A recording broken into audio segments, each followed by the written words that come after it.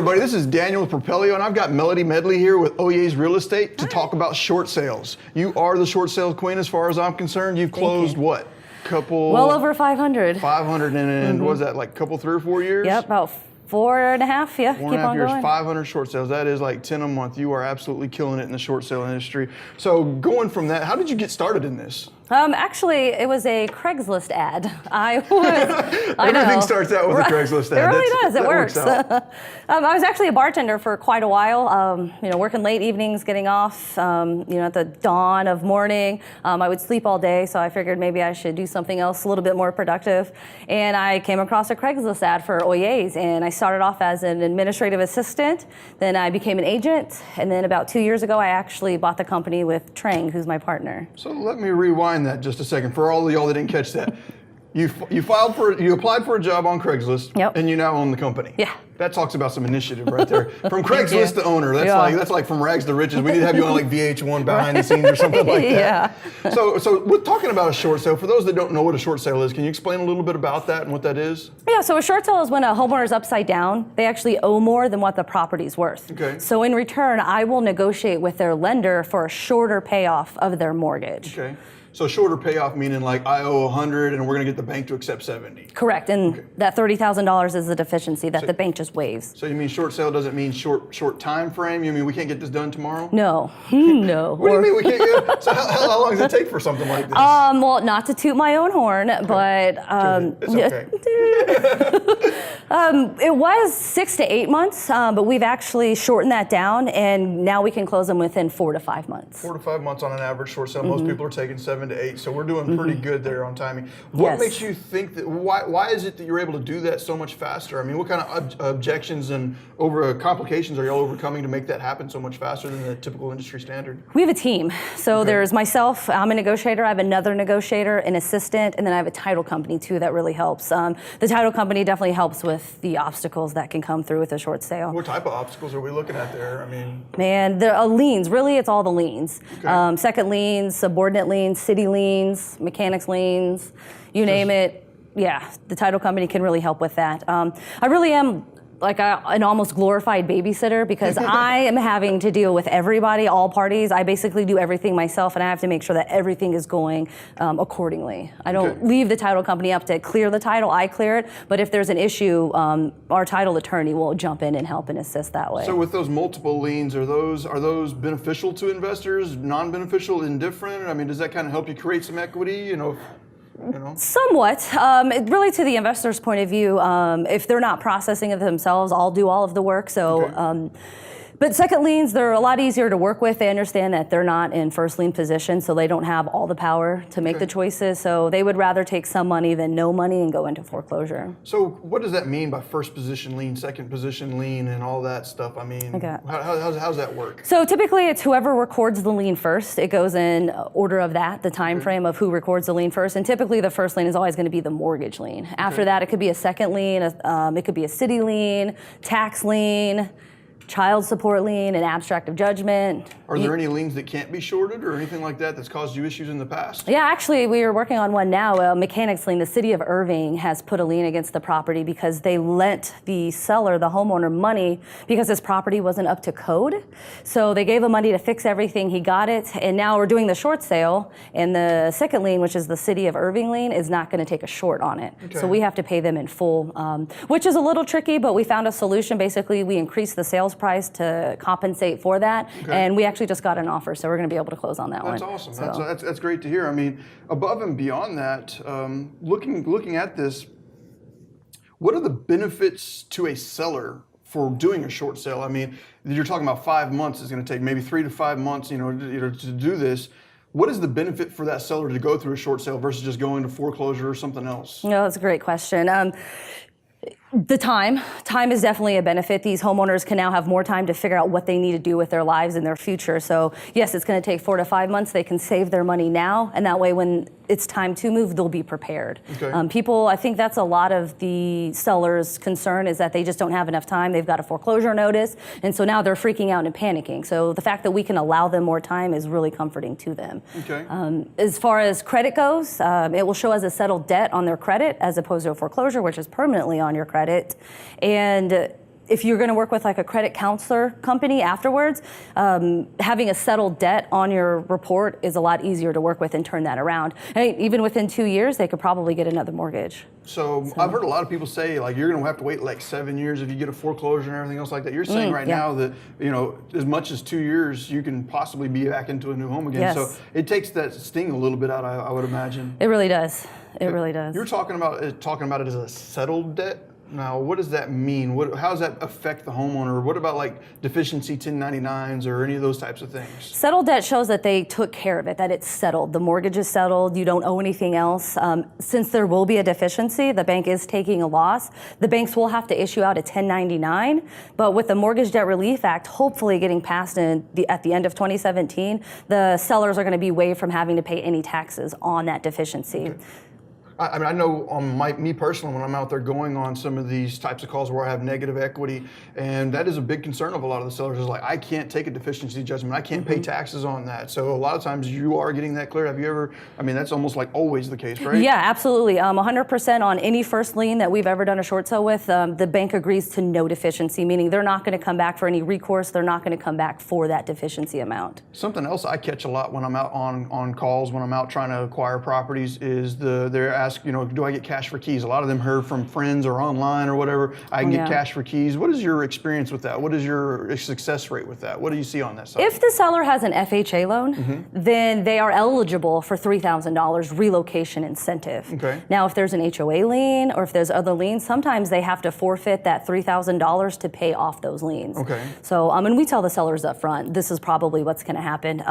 Conventional loans right now, actually in December 31st of 2016, they did away with the HAFA, which is home affordable home HA. Okay. Google it. Mark. HAFA. The HAFA program expired at the end of 2016, and that was actually giving homeowners $10,000. Oh wow! It was a government program, and the government ran out of money. It's like I want to short sell my house. Yeah, I know.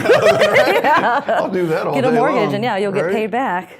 So that doesn't happen anymore. Okay. So it's really just the benefits of being able to get out from underneath a debt and walk away from it free and clear. So looking at these benefits to a homeowner, as an investor and I'm going out there, those are some of the benefits that I can explain to them about pulling out some of the negative equity and getting their home sold without going to foreclosure. Yes. What is the benefit for me as an investor with working with you? Or what would be the benefit of an agent working with you? Why would I work with you versus doing this myself? Okay, great question. As far as an investor goes, we are a processing tool for you guys. We offer another solution to you, to your homeowners. Okay. So we're another resource that you can use. We also, if you refer over a lead, we will try to work and get your offer approved. Okay. I have a story out in Dallas. I work with another investor. They brought me a home. It's in a nice part of Dallas off of Frankfurt and Preston. That is a nice part. And it is nice. Yes. Great schools too. They the bank appraised it for $425. And we said, man, that's just too high considering the amount of work you need. So we tried to do a value dispute, meaning we were trying to get the value down lower to something more reasonable. We got it down to $375. Okay. This one had a private mortgage insurer, so it took longer to actually go through the process. But during that process, the value of $375 expired. Uh-oh. Yeah, so we're like, great, we have to go get a new appraisal. So I suggested to the investor, hey, go meet that BPO agent, that appraiser out there at the property, and bring them the repair bids on what it's going to cost you to fix it up to actually sell it and make it marketable again. So they did that. So we went from $425 to $375, got the new appraisal. It came back at $320. Oh, so man, that sounds like a steal right there. It's amazing. It was a great day for them. Is your investor happy? They are extremely happy. So it went from $375 down to $320. Would you say that meeting the BPO out there had anything to do with that? Absolutely. So, I mean, that's like a must. If you're a real estate investor and you're working short sales and you've got BPOs going out to your properties, go out there, meet them, bring your repair bids, discuss with them, show them like, this is why. Because a lot of times these BPOs are getting paid a fixed cost to go out there and do a BPO, and they're wanting to get in and out of there as fast as they possibly can. If you sit there and you're like, well, you may not have noticed it, but that's termite damage over there, and you start pointing out some of that stuff, it really helps with getting your values where you need them to be.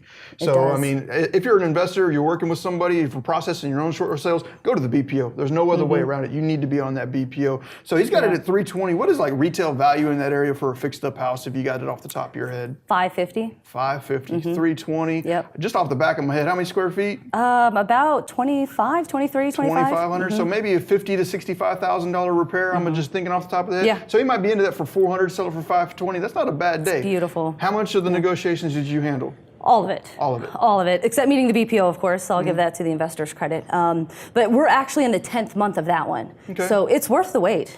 So if 10 you can months, wait you're it saying out. you could do things in 3 to 5. So what are you talking about 10 months here? So yeah, if you want to wait and you want to get the value down lower, we can do that. Sometimes we can't. The bank's ultimately going to come back and say, we have to have this much. And they're going to put their foot down and you just have to say, okay. Different banks have different rules. That's why it's good to know me, because I know how the banks work. I can almost manipulate the situation to make it convenient for the seller and for the investors too. Are there certain banks that you like working with, don't like working with? Or is there just indifferent? Like if I'm an investor and like somebody calls me, I'm like, I got a loan with blank, blank, blank, blank. Should I just be like, or you know? I don't turn anybody down. Right. I like the challenge, even if it's a tough bank. Wells Fargo right now is the worst. If you can hear me, you know why. Yeah. Ocwen's great. SPS, Select Portfolio Servicing, they're really good to work with. I think we actually worked a couple on I closed SPS. on SPS. So they're easy to work with. But yeah, I mean, typicals, I can do it in 3 to 5 months, but that's probably going to be for retail. So if you refer over a property that doesn't need any work and it's basically ready to go on the market, I can almost guarantee you that I'm not going to be able to get that property for you just because your numbers aren't going to work. Unless you wanted to hold it and rent it, then possibly it could. And in that case, if you referred something over and we didn't get you the property, we actually pay a referral fee. You pay a referral fee? We do. That's awesome. Yeah. So like, if I'm out there spending a bunch of marketing dollars as a real estate investor and I'm looking at all these negative equity properties that don't fit subject to or wraps or anything like that, we can go through and do a short together. Yes. And you're going to work to try and get that property for me. Absolutely. Now that process may take a while. I think you did one with me. We spent almost a year on it. Yeah. But, I mean, on Coral Way or That's right. Yeah, Gloucester or whatever. Whichever Yeah. property it was. We've done quite a few together. You know, I just hand it to you and I forget about it. And then 6 months later I get a call and I'm like, hey, you need to go meet a BPO, and then boom, I got a property. Yep. I mean, so that really helps me out there. But there are a lot of the properties that I'm getting that aren't quite a big enough spread for me as an investor, but are still a good property for a short sale. I still refer all of those over to you, and then you process those as a traditional retail sale. And I'm still collecting a little bit of money back on the backside, so that way I can continue feeding my marketing dollars. That's right. Anything I can do to pump more money back into my marketing dollars is going to help me every single time. So working with somebody like this, I've processed short sales. I mean, that's how we met each other. I started out processing short sales on my own, and I had a file. It wasn't a bunch of them. I had maybe 12 or 13 short sales going at that time that I was trying to process, and I was tired of it. I had to do acquisitions. I had to be doing other things, and short sales was not my specialty. I found out about you. I came to you, and I was like, hey, what can we do to work with each other? And I just, at the end of the conversation, I said, here's my files, let's go. It worked out. I mean, she started closing short sales for me. I haven't touched another short sale since then other than closing at the HUD. And that makes me happy. Yeah, I mean, that's the best case. I mean, there's nothing wrong about that right there. So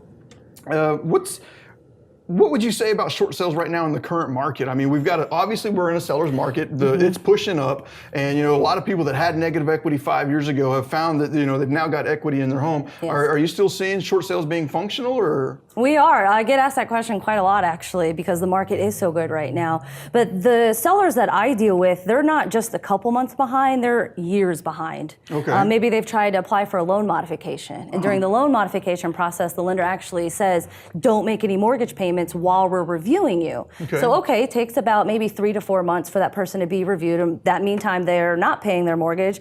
Mind you, they haven't been paying their mortgage for 3 to 4 months. So we're already at 8 months right now. They don't get approved for their loan modification, which is typically what happens. Now they're facing foreclosure. That is very typically what happens. It's a shame when I go out on these acquisitions for pre-foreclosure properties and people are like really betting on, I'm gonna get my loan modification, I'm gonna get my loan modification, I'm gonna get my loan modification. And I'm not out there trying to steer somebody away from a solution to their problem that benefits them, but loan modifications are almost never the right solution for a homeowner. It almost always ends up with people paying more than what they were originally paying on their monthly payment. Yeah. They're there's just a lot of negative things that come along with that. And most people that I've talked to or the studies that I've seen say that people going into a loan modification still end up in a foreclosure down the line. So it's really beneficial to you as an investor when you're going out there to explain to them the drawbacks of a loan modification. And a lot of people just sit there and say, you know what, a loan modification is what I'm going to do. And that's the case, I always try and work out a plan B with these people and say, well, how about we try and work a short sale or something else like that and get that ready so that way if the loan modification doesn't work, we're ready to move straight into something else. That's a great idea too. And yeah, we let the sellers know too, if they were trying to apply for a loan modification, we can almost review their financials with them right then and there and say, we know you're not going to get approved. Because if your situation is not going to get better, if your financial situation is not going to get better, then a loan modification will not work for you. Even if you somehow did get approved for it, which I've seen that happen, they're right back in default in the next 6 months. So they're just prolonging the inevitable. So if investors or agents want to, you do process short sales for other agents, right? Absolutely, yeah. It's, I don't know if I've already said this, but I'm a glorified babysitter. So I am watching the banks, I'm watching the title company, I'm watching the sellers, I'm talking to the buyer's agents. I do all of that. And so I am constantly on the phone, 24 hours a day, 7 days a week, just always, always, always. And I don't think other agents have time for that. I mean, they're out there being agents. Yeah, exactly. Yeah, they're showing pretty houses. I'm on the phone yelling at banks. So I think that's why they want to refer it over, is they just don't have the time. And of course, they don't want to put the seller in the position to go into foreclosure. So you're telling me sellers aren't responsive to this? You actually have to push them to kind of get them to keep the stuff coming at you? Sometimes I'm a therapist. That is the case. That is definitely a case. So yeah, you just have to coach them, put yourselves in their shoes, and So if investors or agents want to get with you, what do they need to do? Oh, they can call our number. Our main line is 972-342-0011, and that'll get a hold of any one of us in the office. Is there a website they can reach out to you, find out a little bit more about you? Absolutely. It's Oyezz.com. That's Oyezz.com. All right. Well, thank you, Melody, for coming in. I really appreciate it. I know you've worked a lot of properties for me, and that's one of the main reasons why I wanted to bring you in here. This isn't somebody that called me up and said, hey, can I come do a spot with you? I have worked with you for close to probably 4 years. I don't even know how many short sales we have closed together. Some of them were some of my best deals I've ever done before. That's awesome. And they're out there. Yeah, there is. I mean, like that one you gave me, there was like a 2009 townhome. We got it for in the mid-50s. I put like $7,000 into it. It was pretty much not much more than a make-ready, although it was completely trashed because it was all cosmetic. It was a tenant that went in there and just cosmetically trashed it. We got it for like 55. I put like 7 into it. Turned around and sold it for a little over 120. So we're looking at like a $60,000, $70,000 gross property in a seller's market on a short sale. So there's benefits out there. Melody Medley, I appreciate you coming in, and best of luck working with you in the future. Likewise. Thank you.